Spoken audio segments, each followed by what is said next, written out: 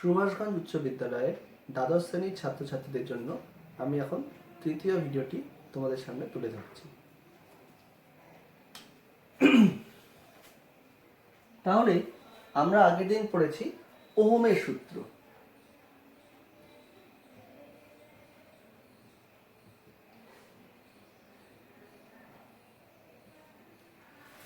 ওহমের সূত্রের মূল বক্তব্যটা কি ছিল? বলছে যদি কোনো একটি পরিবাহী এর দুই প্রান্তের বিভব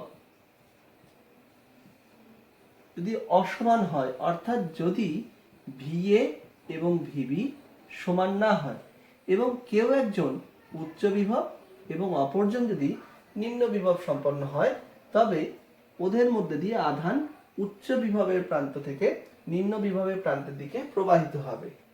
এক্ষেত্রে আধানের প্রবাহের হার বা প্রবাহ মাত্রা যদি I হয়, তবে বলা যেতে পারে বিভব প্রভেদ যত বেশি হবে প্রবাহ মাত্রাও তত বেশি হবে। অর্থাৎ কোনো পরিবাহীর উষ্ণতা ও অন্যান্য ভৌত অবস্থা যদি অপরিবর্তিত থাকে, তবে ওই পরিবাহীর মধ্যে দিয়ে প্রবাহ মাত্রা পরিবাহীর দুই প্রান্তের প্রান্তীয় বিভব প্রভেদের সমানুপাতি হবে। এখন এই সমানুপাত যা আছে সেটাকে সমান করতে হলে কি করতে হবে? একটা ধ্রুবক নিয়ে আসতে হবে, equal to R into I। এই R কে আমরা বলেছি রোধ বা রেজিস্ট্যান্স বা আধানের প্রবাহে বাধা।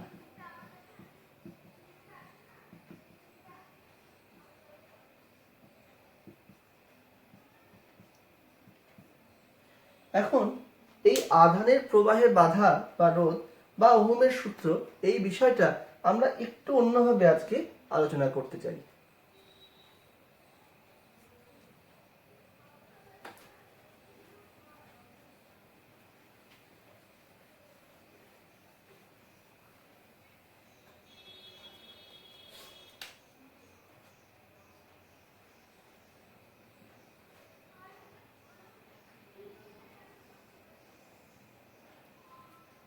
এটা একটা পদার্থ, যখনই আমি বলবো এই পদার্থটা পরিবাহী, তোমরা জানো যে পদার্থকে আমরা তড়িৎ পরিবহনের ক্ষেত্রে তিন ভাগে ভাগ করতে পারি।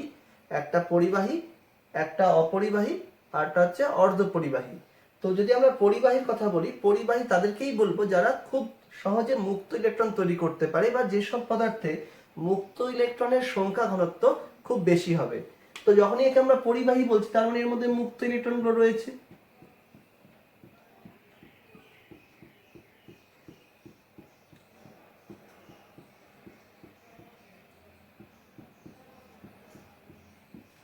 তোমরা দেখতে পাচ্ছ এই পরিবাহীর মধ্যে প্রচুর সংখ্যক আমি মুক্ত ইলেকট্রনকে বোঝানোর চেষ্টা করেছি। এবার সাধারণ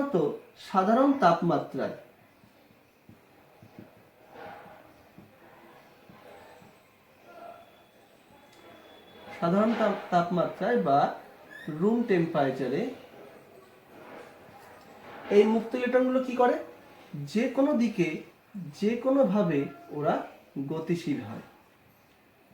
তাহলে প্রশ্ন হচ্ছে, তারা এই যে গতিশীল হচ্ছে, এই গতিশীল হওয়ার জন্য শক্তিটা কোথা থেকে পাচ্ছে? তাহলে তোমাদেরকে আমরা বলবো, ক্লাস 11-এ তোমরা পড়েছিলে EK ইকুয়াল টু 3/2 KT, অর্থাৎ তাপজ গতিশক্তি। মানে এই যে T হচ্ছে তাপমাত্রা, তাপমাত্রা আছে কোনো পদার্থের, যখন তাপমাত্রা আছে তার মানে তার মধ্যে তাপ আছে, এবং তাপ মানেই হচ্ছে শক্তি। তাহলে এই শক্তিটাই হচ্ছে ওকে গতিশক্তি সরবরাহ করছে। তাহলে এই গতিশক্তির জন্য কি হচ্ছে?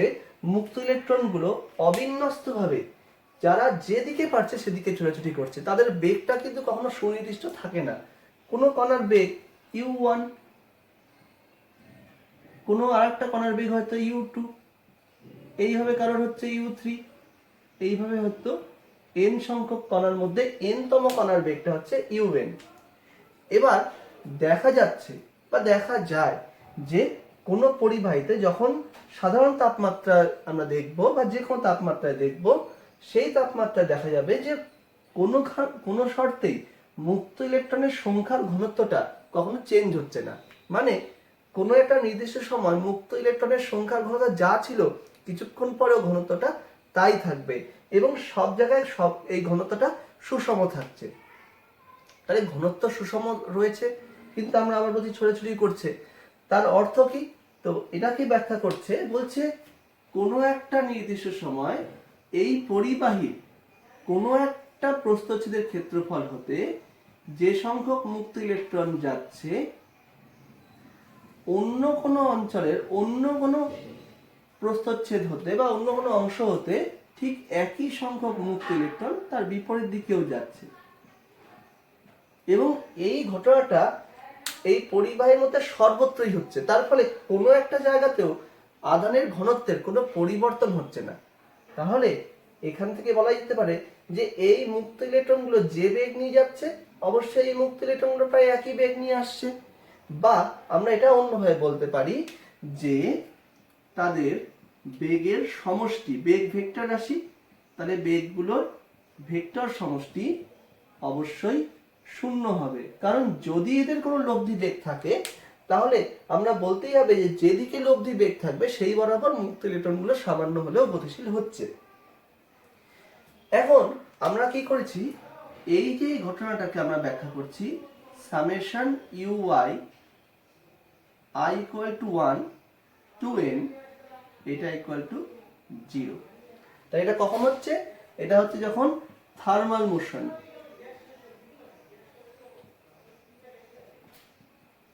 বা তাপজ গতির ক্ষেত্রে হচ্ছে। এখন আমরা কি করলাম, এই পরিবাহীটার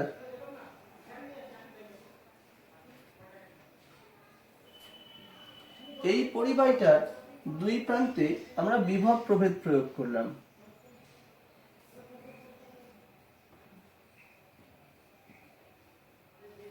তাই যখনই বিভব প্রভেদ প্রয়োগ করলাম তার অর্থই হচ্ছে একটা প্রান্ত উচ্চ বিভব, একটা প্রান্ত নিম্ন বিভবে আছে।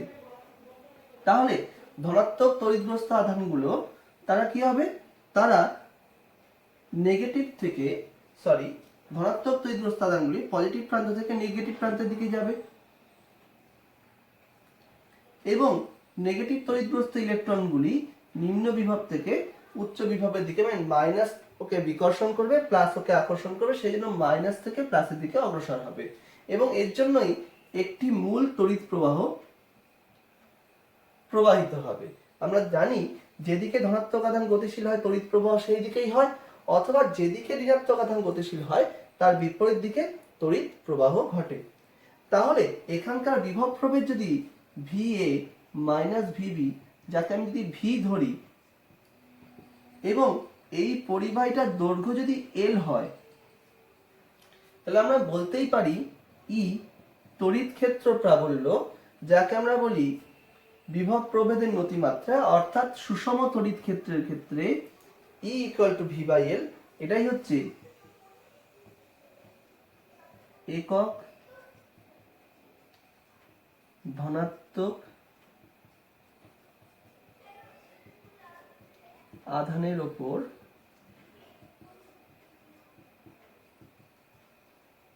ক্রিয়াশীল বল।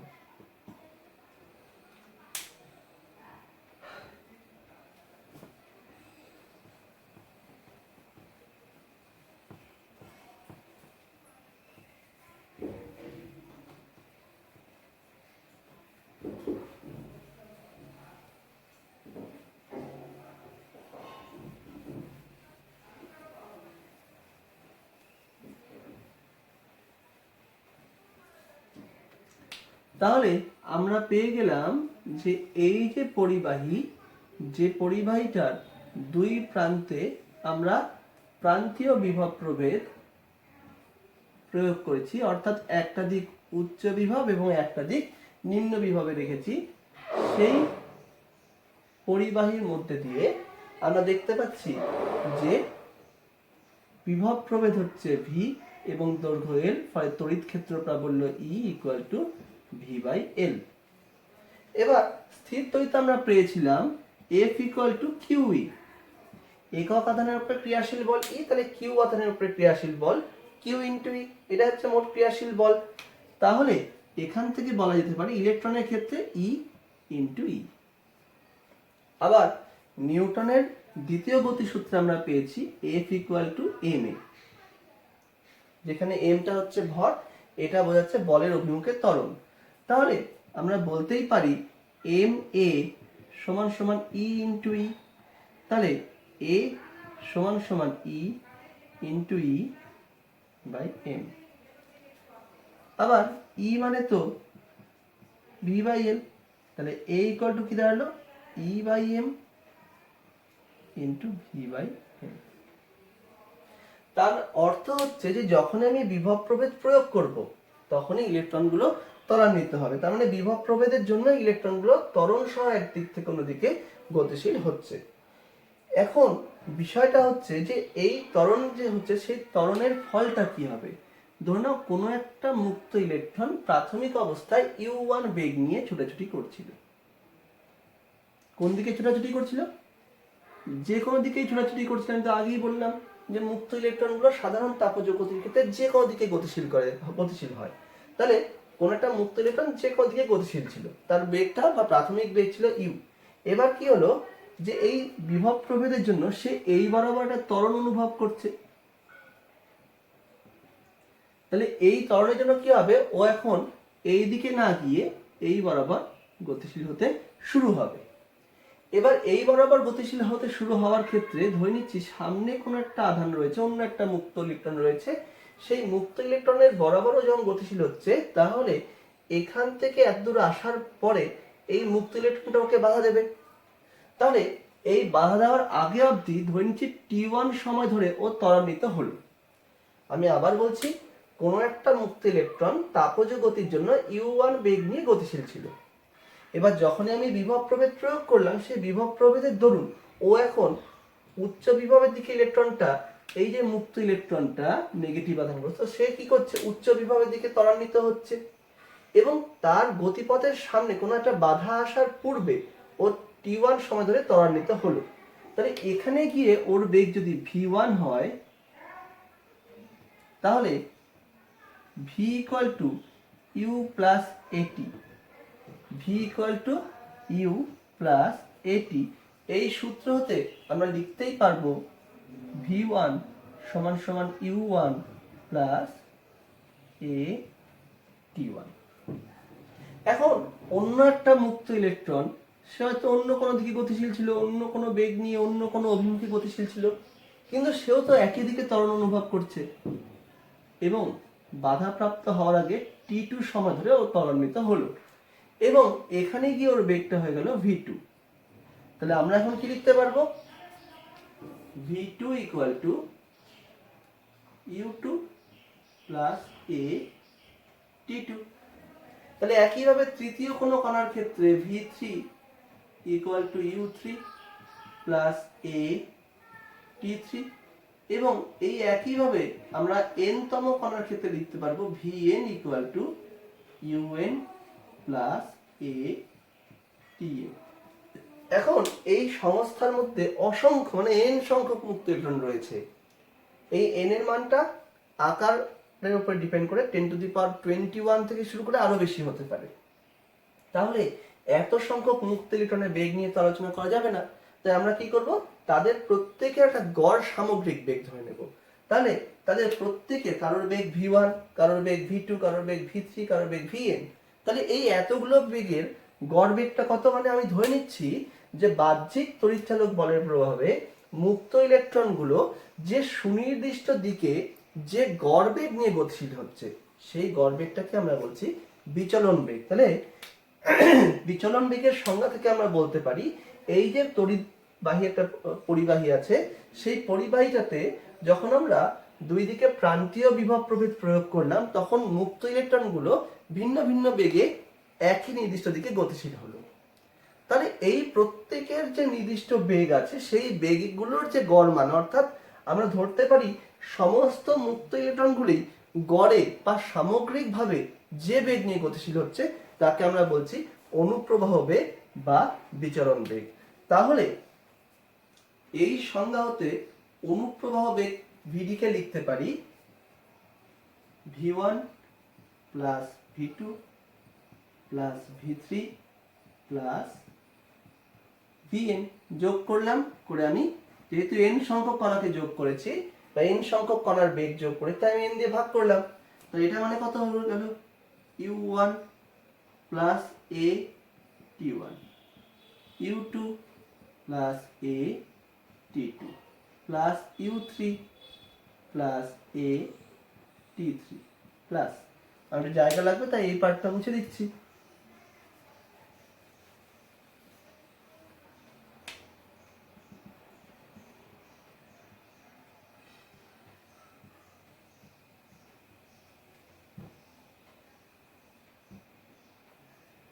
তাহলে n তম করার ক্ষেত্রে un প্লাস a tn, তাকে ভাগ করব n দিয়ে।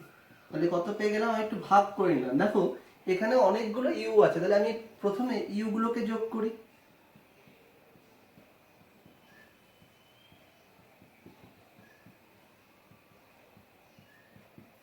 তারপরে দেখো প্রত্যেকের ক্ষেত্রে ত্বরণের মান কনস্ট্যান্ট।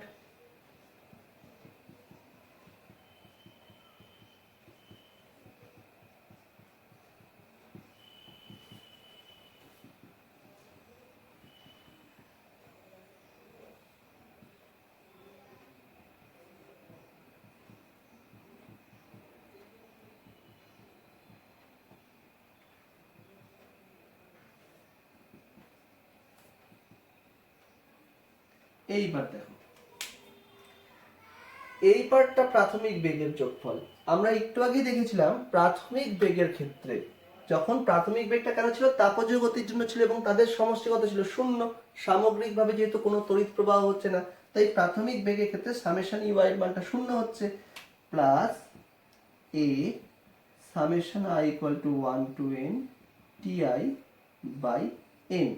তাহলে অনেকগুলো সময়ের যোগফল তাকে n দিয়ে ভাগ করছি, তাহলে এটাও এক ধরনের সময় বোঝাচ্ছে, গড় সময় টাও। তাহলে ভিডি ইকুয়াল টু হয়ে গেল a ইন্টু টাও। এবার প্রশ্ন হচ্ছে এই যে টাও বলে যে রাশিটা, সেই টাওটা কি? টাওটা ছিল summation i equal to 1 to n ti by n।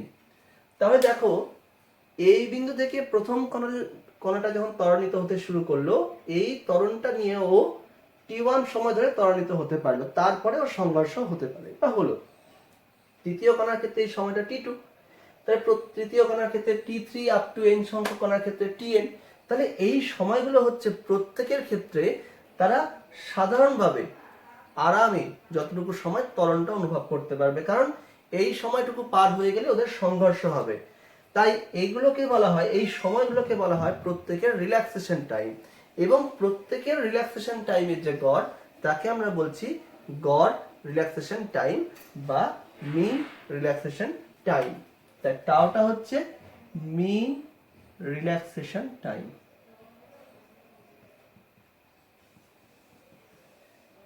মাথায় রাখতে হবে প্রতিটা পরিবাহীর ক্ষেত্রে নির্দিষ্ট শর্তে এই রিল্যাক্সেশন টাইমটা প্রায় একই থাকে। তাহলে আমরা এখন প্রমাণ করতে পারলাম ভিডি ইকুয়াল টু এ টাও।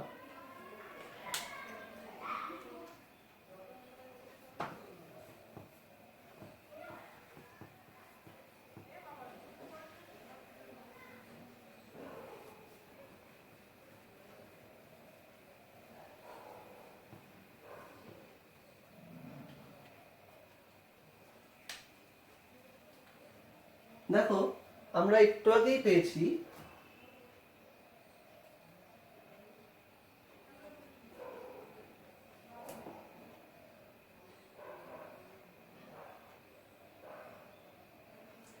F equal to E into capital E বা E into V by L। এখন প্রশ্ন হচ্ছে যে এই মুক্ত ইলেকট্রনগুলো যখন একটা সুনির্দিষ্ট দিকে গতিশীল হচ্ছে তখন তার ত্বরণ হচ্ছে, কিন্তু এই সামনে কোনো একটা কণার সঙ্গে যখন সংঘর্ষ হচ্ছে তখন ওর বেগটা কমে যাচ্ছে, মানে ওর মন্দন হচ্ছে। আবার অনুপ্রবাহ বেগের সংজ্ঞা থেকে আমরা বলতে পারি যে বলছি যে মুক্ত ইলেকট্রনগুলো সামগ্রিকভাবে যে গড় বেগ নিয়ে যাচ্ছে, তাহলে গড় বেগ যখন আসছে তখন তো ত্বরণ থাকছে না। কিন্তু আমরা এখানে দেখতে পাচ্ছি বিভব প্রবেগ থাকা মানেই হচ্ছে ত্বরণ, কারণ আমরা একটু আগেই প্রমাণ করতে পেরেছিলাম যে এ সমান সমান সমান সমান E by M into V by L. তাহলে ভি যদি নন জিরো হয় তাহলে এটাও নন জিরো হবে, তার মানে যদি বিভব প্রবেগ থাকে তাহলে ত্বরণ থাকবে। কিন্তু আমরা এখানে দেখতে পাচ্ছি আবার মন্দনও হচ্ছে, কারণ সংঘর্ষ হচ্ছে। আবার আমরা বলেছি যে মুক্ত ইলেকট্রনগুলো সামগ্রিকভাবে গড় বেগ নিয়ে যায় বা অনুপ্রবাহ বেগ নিয়ে যায়। তাই যখনই আমি অনুপ্রবাহ বেগ বলে দিচ্ছি তার মানে ওর মধ্যে ত্বরণ নেই, বা ত্বরণ না থাকার শর্ত কি? অবশ্যই ত্বরণ এবং মন্দনটা সমান হতে হবে। তার মানে বিভব প্রভেদের জন্য এখানটায় যে পরিমাণ বল ক্রিয়াশীল হচ্ছে সংঘর্ষের জন্য সেই পরিমাণই একটা বাধা বল সৃষ্টি হচ্ছে। এবার প্রশ্ন হচ্ছে এই সংঘর্ষটা হওয়ার ক্ষেত্রে যে বাধা সৃষ্টিকারী বলটা তৈরি হলো সেই বলটা কার উপর নির্ভর করবে? আমি খুব সহজেই বলতে পারি যে আমার দিকে যদি কোনো একটা সাইকেল খুব ধীর গতিতে আসে তাকে যদি আটকাতে হয় আমাকে অল্প বল প্রয়োগ করতে হবে, কিন্তু যদি আমার দিকে সাইকেলটা খুব জোরে আসে তাহলে আমাকে অনেক বেশি বল প্রয়োগ করতে হবে। তার মানে এই যে বাধা সৃষ্টিকারী যে বলটা হচ্ছে সেই বলটা নির্ভর করছে বেগের উপরে। তাহলে আমরা বলতেই পারি যে কণার অনুপ্রবাহ বেগ যদি কম হয় বাধা সৃষ্টিকারী বলটা কম হবে, কিন্তু অনুপ্রবাহ বেগ বেশি হলে বাধা সৃষ্টিকারী বলটাও বেড়ে যাবে। এখানটায় একটা মাইনাস সাইন দেওয়া উচিত ছিল কারণ বাধা সৃষ্টিকারী বল, কিন্তু আমি শুধুমাত্র মান নিয়ে কাজ করছি এখানটায়। তাহলে F ইকুয়াল টু একটা কনস্ট্যান্ট K ইন্টু VD। আবার আমরা একটু আগে দেখলাম F equal to E into V by L। তাহলে দুটো তো সমান হয়ে গেল। তাহলে আমি কি বলতে পারি E into V by L সমান সমান K ইন্টু VD। তাহলে V equal to K L by E into VD। এবার তোমরা একটু মনে করে দেখো, আমরা প্রথম দিন যখন পড়েছিলাম সেই সময় আমরা একটা রাশিমালা পেয়েছিলাম প্রবাহ মাত্রা। প্রবাহ ঘনত্বের সংজ্ঞা থেকে আমরা প্রবাহ মাত্রাটা রাশিমালা পেয়েছিলাম, যে রাশিমালাটা ছিল I equal to A into NE VD। তাহলে আমরা এখন কি করব? আমরা এই দুটো যে রাশি আছে তাদের অনুপাতটা নির্ণয় করব। তাহলে V বাই I সমান সমান কি পেলাম? K L by E into VD divided by A N E VD। দেখো উপরেও VD আছে নিচেও VD আছে, কেটে দিলাম। তা থাকলো K L divided by A N E ছিল, এখানে একটা E আছে, তাহলে E ইন্টু E, তার মানে K by N E square small l by A। এখন তোমরা যদি পরিবাহীটার দিকে দেখো, এই পরিবাহীটার প্রস্থচ্ছেদের যে ক্ষেত্রফল A সেটা কনস্ট্যান্ট, আবার এই পরিবাহীটার দৈর্ঘ্য সেটাও কনস্ট্যান্ট। যদি পরিবাহীটার উপাদানটা, আমি একটা নির্দিষ্ট উপাদানের কথা বলি, সেই নির্দিষ্ট উপাদানের ক্ষেত্রে সেই পরিবাহীটার মধ্যে থাকা মুক্ত ইলেকট্রনের সংখ্যার ঘনত্ব সেটাও সবসময় কনস্ট্যান্ট থাকে। আবার কেটা কি বোঝাচ্ছে? সমানুপাত ধ্রুবক। দেখো এখানে সমানুপাত সম্পর্কে আমি এটা সমানুপাত ধ্রুবক কে নিয়েছিলাম, তাহলে কে ছিল হচ্ছে এটা কনস্ট্যান্ট, আর ই হচ্ছে ইলেকট্রনের আধান। তাহলে এই সমস্ত কথা থেকে যেটা তোমরা বুঝতে পারছো, এই যে সমীকরণ V বাই I এর যে অনুপাত যে রাশিমালাটা বেরোলো, একটা নির্দিষ্ট পরিবাহীর ক্ষেত্রে নির্দিষ্ট তাপমাত্রায় ধ্রুবক। তাহলে এটাকে সমান সমান আমরা ধ্রুবক বলছি, এবং এই ধ্রুবকটাই তো রোধ R। এখন আমি এই পরিবাহীটার জায়গায় একই উপাদানের অন্য আকারের একটা পরিবাহী নিলাম, তাহলে দৈর্ঘ্যটার পরিবর্তন হয়ে গেল, প্রস্থচ্ছেদের ক্ষেত্রফলটার পরিবর্তন হয়ে গেল, কিন্তু উপাদান এক থাকার জন্য n এর কোনো পরিবর্তন হলো না। ইলেকট্রনের আধান তারও কোনো পরিবর্তন হয় না, তার মান ফিক্সড, এবং তার সঙ্গে সমানুপাত ধ্রুবক k এটাও ফিক্সড। তার মানে আমরা বলতে পারি R equal to K divided by N square L by A। এই রাশিমালার মধ্যে কে বাই এন স্কোয়ারটা নির্দিষ্ট উপাদানের ক্ষেত্রে সবসময় কনস্ট্যান্ট, তাকে আমি বলছি rho into L by A, যেখানে rho equal to K by N square. তাহলে আমরা এখন যেটা পেলাম V by I equal to R মানে কনস্ট্যান্ট, তাহলে এটাই হচ্ছে ওহমের সূত্র।